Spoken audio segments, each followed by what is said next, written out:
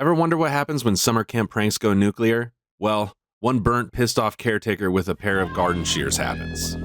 Before Jason slashed his way through Camp Crystal Lake, there was Cropsey. Released in 1981, The Burning was part of the early slasher boom, but it carved out a legacy of its own.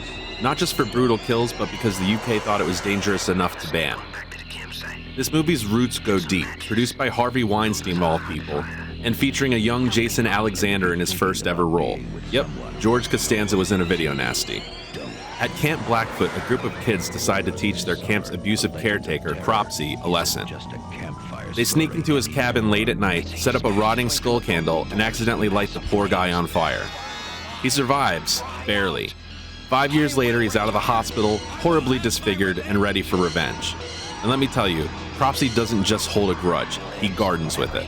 The Burning made its way onto the UK's banned list not because of its story, but because of its effects. Tom Savini, fresh off Friday the 13th, brought some of his nastiest work to this film. The infamous raft scene, it's one of the most savage slasher moments ever caught on film. The BBFC couldn't handle it.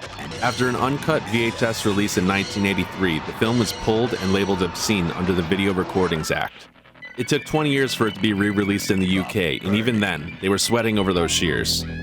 Savini's makeup work here is next level. The garden shears, custom made for maximum damage. The raft massacre, 5 kids taken out in under 30 seconds, fingers chopped, throats slit, and one poor guy gets stabbed in the neck while still screaming.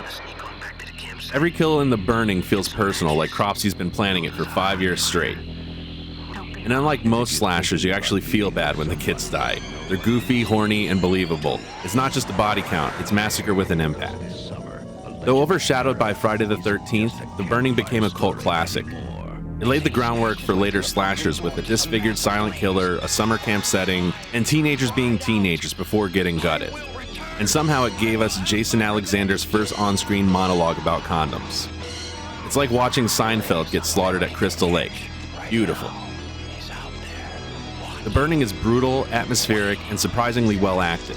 It's got one of the best kill sequences in slasher history, and enough sleaze to land itself a place in censorship hell.